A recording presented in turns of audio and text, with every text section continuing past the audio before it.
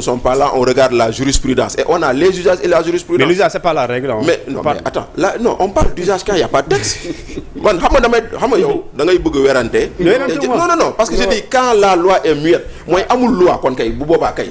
Bu amé loi, on parle pas d'usage. La bonne expression, moi, quand il n'y a pas de loi, merci beaucoup. User de pouvoir d'interprétation. Merci beaucoup. Pouvoir d'interprétation, bon, dafa nek lo large. Donc ay usage simplement. La jurisprudence est dedans, la doctrine est dedans. Mais quand on a fait la DPG de Amadou Ba, le règlement intérieur n'était pas réglé.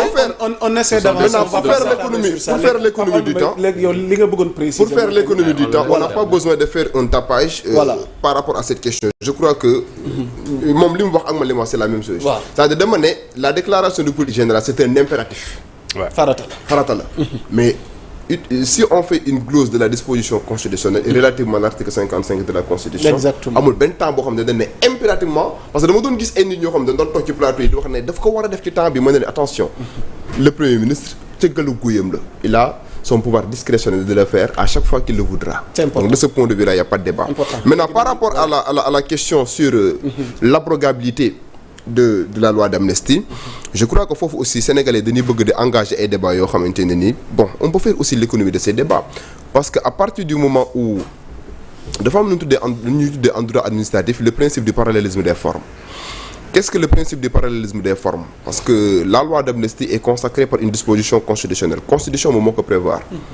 Et vous faites qu'entendre le président de la République, l'ancien président de la République Macky Sall, à un moment donné de l'histoire politique du Sénégal, avait jugé nécessaire, pour des raisons, en tout cas c'est le prétexte qui a été avancé. Je ne sais pas maintenant si le prétexte c'est un prétexte sérieux ou bien c'est un prétexte fantaisiste. Il avait avancé comme prétexte de une loi d'amnistie, en tout cas pour pacifier l'espace politique. Parce que la situation était plus ou moins étendue et il fallait impérativement aller vers une décrispation de l'espace politique. Donc nous avons une loi d'amnistie. Mais vous faites qu'un par exemple loi une loi.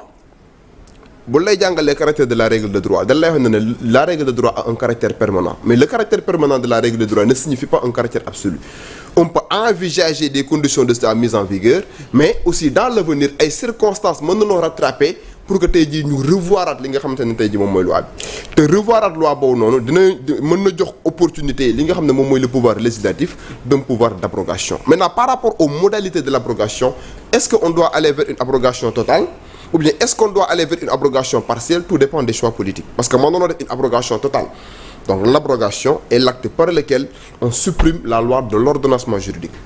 On peut le faire de manière totale comme on peut le faire de manière partielle. Def abrogation partielle mooy revoir li nga xam ne tey jii moom mooy loi d'amnistie bi xool am ay affaires yoo xam ne dinañ ko ci seppi ak ay affaires yoo xamante ne tey jii dinañ ko ci insérer. Et je crois même que ñi nga xamante ne tey jii ñoom ñooy avancer la thèse selon laquelle loi d'amnistie bi bon ben juriste amul en tout cas sañ-sañu di wax ne loi bi kenn mënu ko abroger loolu moo wax que scandale c'est une hérésie scandaleuse parce que mën nañ ko abroger sur l'abrogation il y a pas de problème.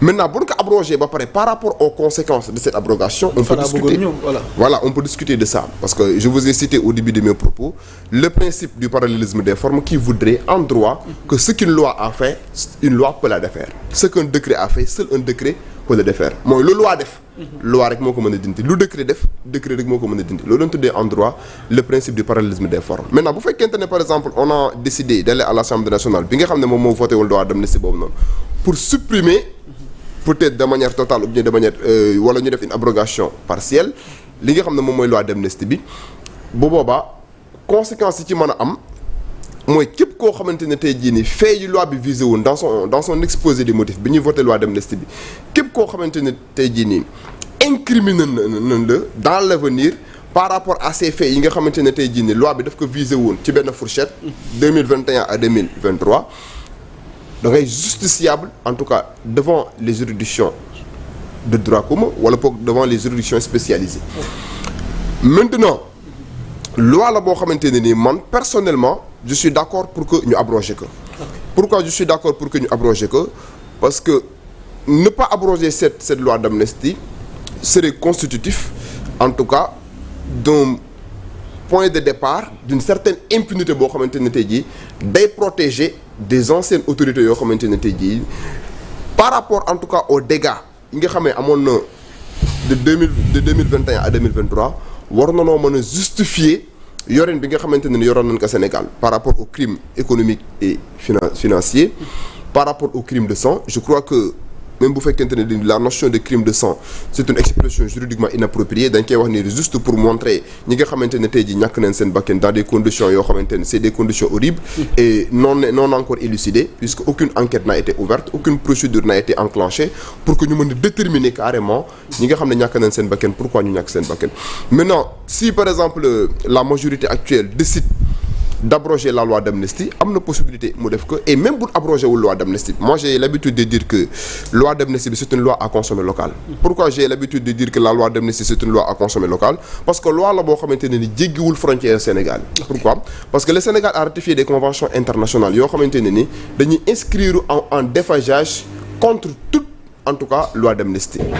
Je peux citer véritablement le statut de Rome bi nga xamante ne nii Sénégal bokk na ci pays njëkk a ratifié statut de Rome c'est même le premier pays merci pour l'information bi nga xam ne moom moo ko ratifié statut boobu noonu day interdire formellement li nga xamante ne moom mooy la loi d'amnistie et même bu fekkente ne en interne on n'a pas eu la diligence en tout cas d'enclencher des procédures et des poursuites pour xool carrément ñu ñàkk seen bakkan ci manifestation yi kan moo leen rey conditions yi nga xam ne ñàkk nañ seen bakkan à partir du moment où les familles des victimes décident d'internationaliser en quelque sorte le combat au niveau international la Cour pénale internationale de retenir sa compétence à chaque fois que ñu saisir que par rapport à ces faits-là puisque les crimes contre l'humanité qui sont au nombre de 3 les crimes de guerre les crimes de génocide ak les crimes d'agression c'est des crimes yoo xamante ne du point de vue en tout cas de la légalité internationale c'est des crimes qui sont imprescriptibles amul délai de prescription boo ko defee ba 100 ans mën na la poursuivre devant la Cour pénale internationale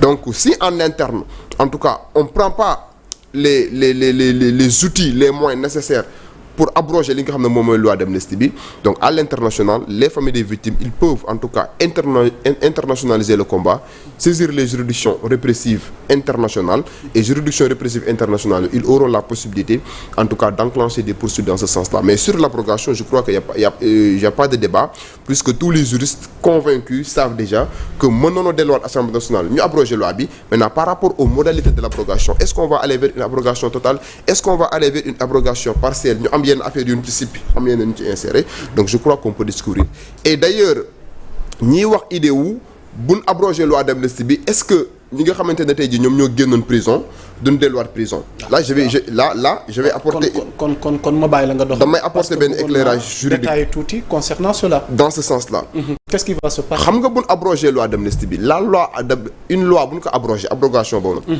du point de vue pénal day nekk une loi pénale plus douce à l'endroit de ces gens yi nga xamante ne nekkoon nañ en détention je ne sais pas si vous comprenez ce que je veux dire dama ne bu ñu abrogé loi d'amnistie bi loolu day nekk à l'endroit de ces Ousmane Sonko le président Bassirou Diomaye Faye waa Pastef ñi nekkoon prison yëpp abrogation loi boobu noonu day nekk une loi plus douce pour ñoom j'en doute j'en doute xam nga la moo tax muy nekk une loi plus douce pour ñoom parce que fait yi nga xam ne bu fekkente ne loi bi mu leen génne woon prison bu fekkee loi bi mu leen génne woon prison loi boobu noonu ñu abrogé ko te ñoom période bi nga xamante ne tey jii nekkoon nañ prison nekkuñu woon prison parce que dañ leen a condamné woon loolu aussi c'est une précision ils ont été en prison dans le cadre d'une détention provisoire mais détention provisoire là en matière de procédure pénale dañ lay wax ñu ne la liberté moom mooy principe bi exception bi c'est la détention à partir du moment où ñu génnoon prison ba pare pour une bonne administration de la justice on peut pas véritablement def un rétropédalage pour wax ne képp koo xamante ne loi d'amnistie bi génne woon na la prison de la dugg la prison ce n'est pas possible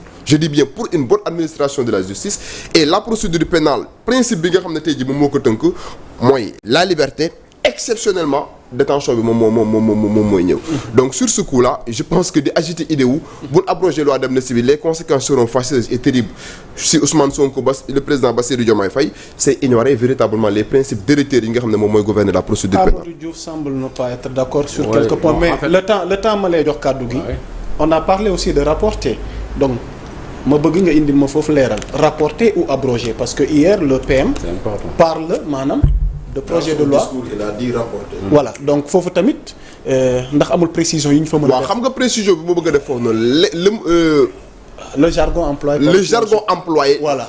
Du point de vue juridique ñun abrogation lañ xam. sur une loi. dama ne. waaw. Du point de vue juridique. ñun juristes yi abrogation lañ xam léegi nag abrogation boobu noonu mën na nekk partielle comme mën na nekk totale peut-être il a utilisé une autre acception pour utiliser le terme rapporté mais ñun ci droit li ñu xam mooy une abrogation maintenant par rapport à l'abrogation mën na une abrogation totale mën na nekk une abrogation partielle on verra maintenant choix bi nga xamante ne nii ñoom moom nañ bëgg a privilégier pour véritablement élucider les Sénégalais par rapport aux conséquences de cette loi d'amnistie mais en tout cas le jargon le plus usité en droit c'est le mot abrogation. Mais je pense même que dans les débats il a dit rapporter est un mot impropre wax na loolu ci biir débat. Très bien lui-même il l'a dit. Là je suis d'accord. Il a dit parce que on rapporte un décret et on abroge une loi. Très bien. La précision elle est importante. La précision elle est importante. On rapporte un décret. Mais on abroge une loi. Mais la finalité reste la même. Mais lui-même il a dit on veut l'abrogation wax na ko ci débat yi. C'est important. Amadou Diouf. La précision Bachir. waaw mais c'est important parce que dinaa ñëw sur l'histoire de la loi pénale 12 parce que nu mu tëddee une loi n'est pas rétroactive par principe. Les lois rétroactives c'est les lois pénales douces. Oui. Et les lois expressément rétroactives. Déclarées rétroactives. Et les lois interprétatives aussi. D'accord. Donc du coup bëgg naa ci ñëwaat mais dama bëgg a focaliser wu sur l'abrogation et le fait de rapporter la loi moom moo ko wax c'est lui-même qui a utilisé le terme xam nga wax nañ fii keroog ne ñoom ils sont pour l'abrogation partielle parce que judd nañ fi ay conséquences moo indiwaat l'histoire de cette loi pénale douce je n'y crois pas mais bon dinaa ci ñëw mais man li ma gëm mooy ñoom ils sont en train de travailler pour une abrogation partielle parce que s'il y a une abrogation totale parce que y a même une dichotomie une sorte de contradiction dans son discours parce que yow mënoo taxaw nga ne ñun ñëpp danañ dem wuyu ji je suis prêt dem wuyu ji ba pare en filigrane ci suuf yow ngay prôner une abrogation partielle en passant même par un mot impropre à savoir rapporter nu mu tëddee une loi yow sa bopp xam nga ne c'est un terme impropre nga utiliser le terme impropre il l'a fait exprès c'est de la com ça c'est de la com il l'a fait exprès mooy dàq ginaar waxaale sa soxla donc il a utilisé exprès le mot rapporter tout en sachant que c'est un mot impropre dans ce contexte-ci mais dafa bëgg a xamloo nit ñi parce que il a essayé d'expliquer sax rapporter mooy lan mooy amender la loi maanaam da ngay rocci mbaa nga yokk mbaa nga wàññi mbaa nga yokk loolu mooy rapporter maanaam doo